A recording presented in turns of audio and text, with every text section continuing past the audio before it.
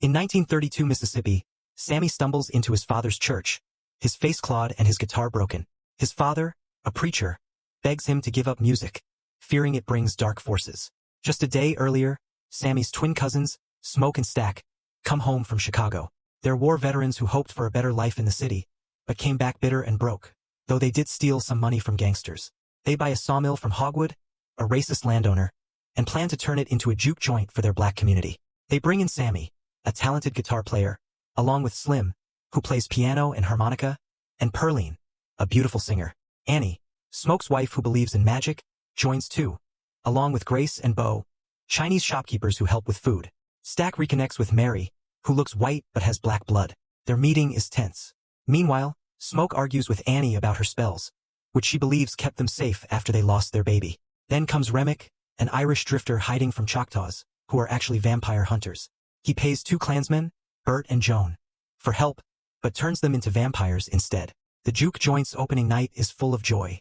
Sammy plays so well that it stirs spirits, unknowingly drawing Remick and his vampire friends.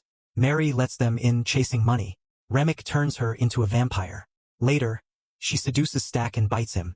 Smoke tries to stop her, but she escapes. Annie makes everyone leave the club, not knowing that invites the vampires in. Bo is turned into one, and chaos erupts. The group learns vampires can't enter unless invited.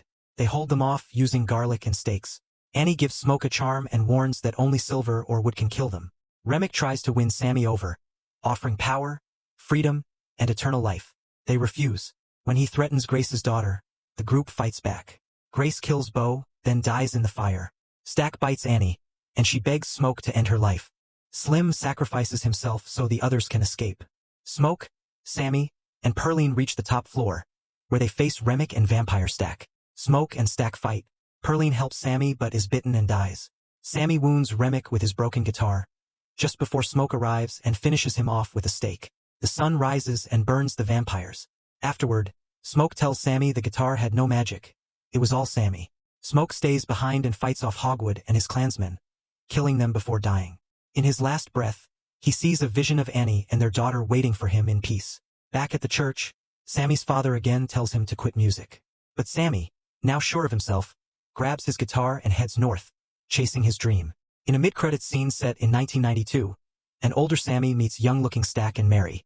We learn Stack traded his life to save Sammy. They offer him immortality, he refuses, but when asked for one last song, Sammy plays. He says that night still haunts him, but it was also the best day of his life. Stack agrees it was the last time he saw his brother and the sun.